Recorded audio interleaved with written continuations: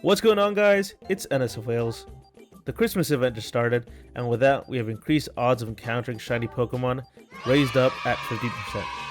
So now is the best time to show y'all different methods to shiny hunt. Shiny hunting can be very simple, but also become complicated depending on the method you're using for the Pokemon you're going for.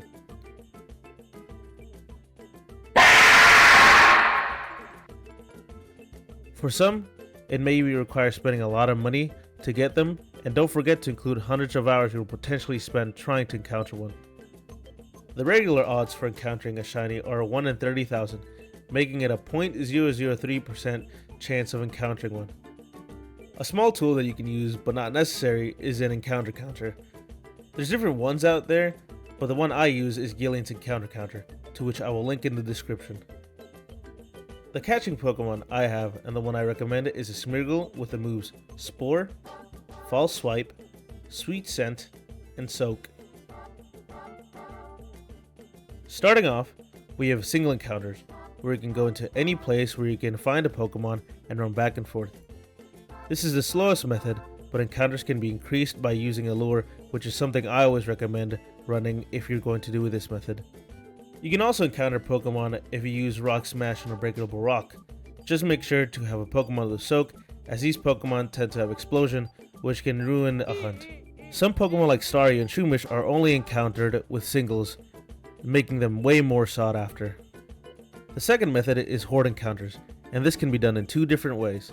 For the easier one, you're going to want to have a Pokemon with Sweet Scent to spawn hordes in tall grass or on water. Hordes can come in either 3 or 5 Pokemon, and you can't throw a ball if there's more than one wild Pokemon out on the field. Pokemon like Ralts are more often hunted since you only need a Pokemon with Arena Lock to stop it from teleporting away.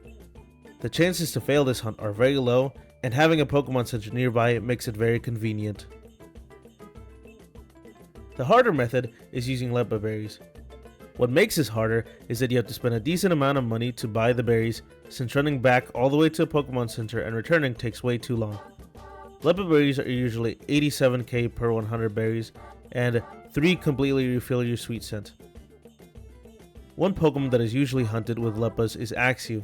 If you want to save money, you can also learn to LEPPA farm, which is a video I'll be linking in the description below for a starting farming method. The last method is egg hunting, which is the most expensive out of all of the methods. The reason being is for each Pokemon you want to breed, you need 1 Ditto, which are usually 250,000 per box, or Pokemon with the opposite gender and the same egg group.